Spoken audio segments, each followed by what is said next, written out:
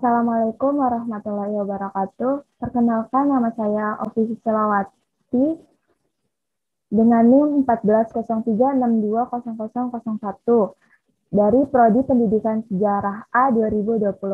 Di sini saya akan memaparkan bab 6 dengan subbab teori rasional.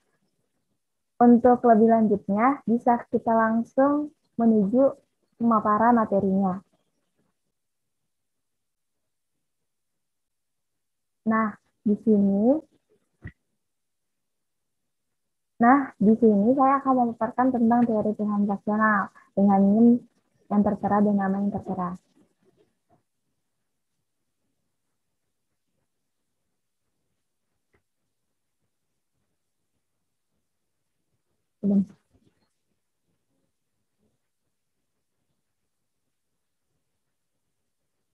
Nah, di sini sudah ada ya, teori pilihan rasional ini yang merupakan umumnya itu berada di pinggiran aliran utama teori sosiologi. Teori ini sangat hebat dalam sosiologi masa kini melalui upaya James Coleman yang mendirikan jurnal Rationality and Society yang bertujuan untuk menyebarkan pemikiran yang berasal dari perspektif pilihan rasional pada tahun 1989. Selanjutnya, pada tahun 1990, Coleman menerbitkan buku yang berpengaruh yaitu Foundation of Society Theory berdasarkan perspektif pilihan rasional.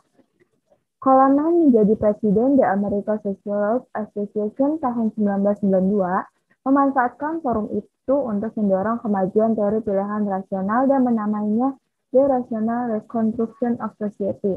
Dan di sini ada gambar yaitu wajah dari James Coleman itu sendiri. Nah, landasan teori sosial itu apa sih? Menurut Coleman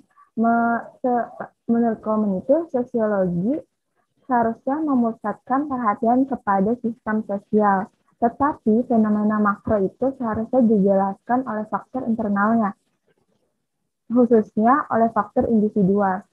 Inti dari perspektif Coleman adalah gagasan bahwa teori tak hanya merupakan latihan akademis, tetapi harus dapat mempengaruhi kehidupan sosial melalui intervensi tersebut.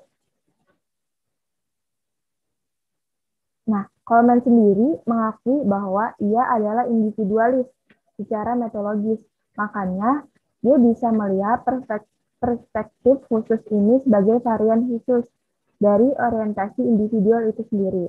Dapat dikatakan bahwa fenomena tingkat mikro selain bersifat individual pun dapat menjadi sasaran perhatian analisisnya.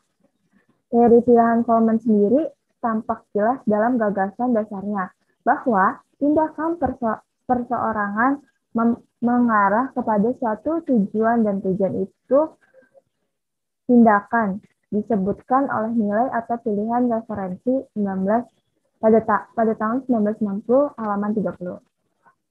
Ada dua unsur dalam teori Coleman, yaitu aktor dan sumber daya. Nah, sumber daya sendiri itu sesuatu yang menarik perhatian yang dapat dikontrol oleh aktor. Coleman menjelaskan interaksi antara aktor dan sumber daya alam secara rinci menuju ke tingkat sistem sosial. Nah, untuk aktor itu kita yang sebagai manusia ya. Kelemahan di sini juga ada kelemahan dari pendekatan Coleman ini, yaitu yang pertama, memberikan prioritas perhatian berlebih terhadap masalah hubungan mikro dengan makro dan demikian memberikan sedikit perhatian terhadap hubungan lain. Jadi, Coleman ini terlalu berfokus karena dia individualis, makanya dia terlalu berfokus terhadap hubungan mikronya, tidak memperhatikan hubungan antara yang lainnya.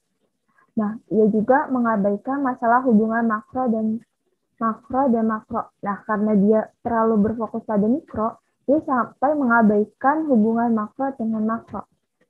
Yang ketiga ini, hubungan sebab akibat hanya menunjukkan pada suatu arah, dengan kata lain, ia mengabaikan hubungan dialektika di kalangan dan di antara fenomena mikro dan makro. Selanjutnya, suatu langkah kunci gerakan dari mikro ke makro itu adalah mengakui wewenang dan hak yang dimiliki oleh seorang individual terhadap individual lain. Nah, menimbang orientasi aplikatifnya Coleman juga menunjukkan ketertarikan dalam diagnosa dan solusi dari berbagai permasalahan. Perilaku kolektif salah satu contoh pendekatan Coleman menganalisis fenomena makro adalah perilaku kolektif.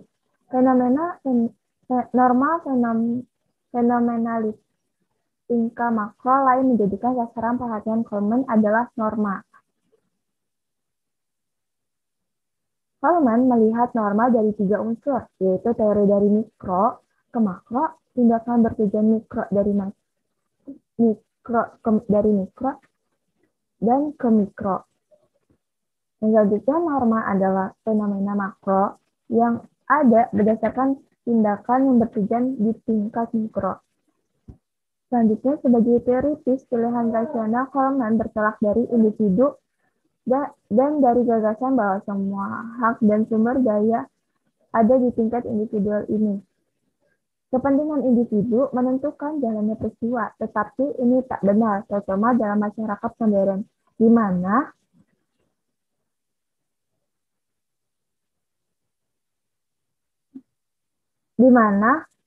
bagian hak dan sumber daya dan karena itu kedaulatan terletak di tangan aktor kolektif.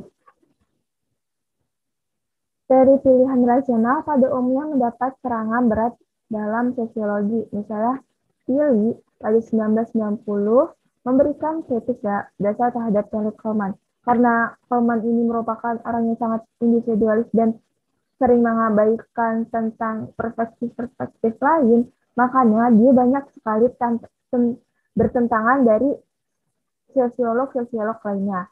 Yang pertama ini,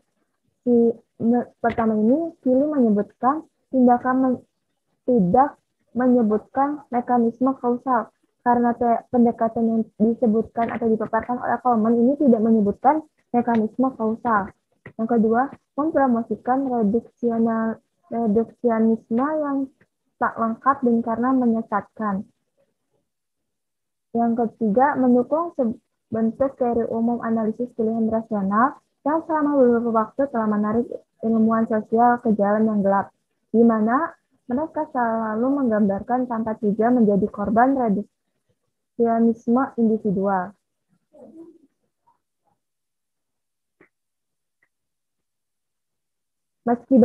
Meskipun banyak yang mengkritik dari pendapat Coleman atau perspektif Coleman,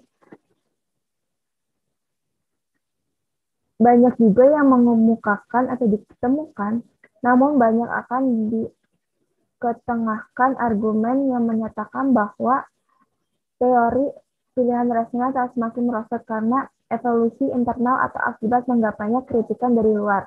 Dengan demikian, teori pilihan rasional akan menjadi teologi dan yang terpenting teori ini telah mengembangkan kemampuan untuk menerapkan apa saja yang karena tak menerangkan apapun. Menurut Schmelzer tahun 1992.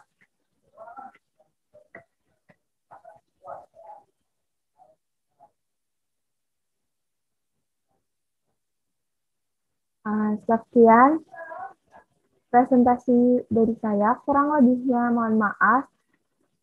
Semoga presentasi ini bisa menambah wawasan kita.